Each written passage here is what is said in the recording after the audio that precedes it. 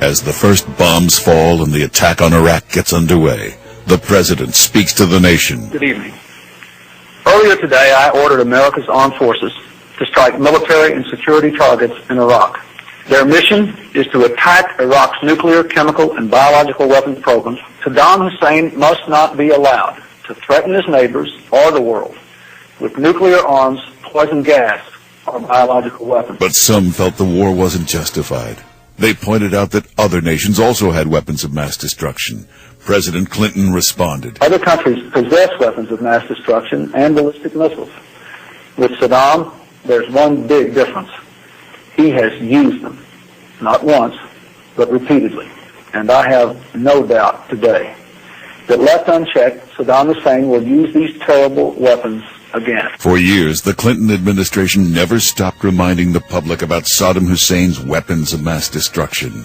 National Security Advisor Sandy Berger made it clear. He will rebuild his arsenal of weapons of mass destruction.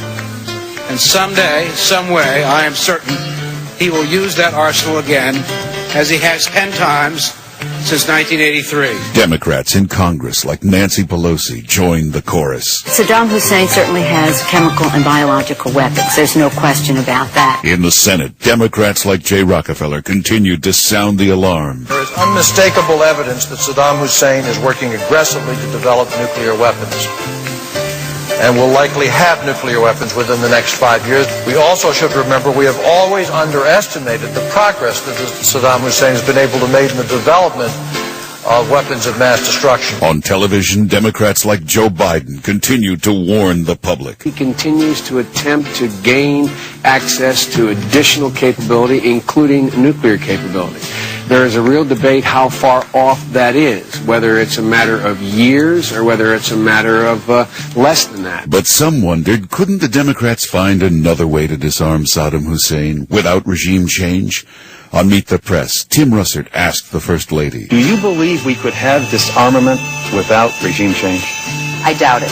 I can support the president. I can support an action against Saddam Hussein because I think it's in the long-term interests of our national security. But some didn't agree with Hillary Clinton. Some said, why not inspections? Why not give the inspectors more time?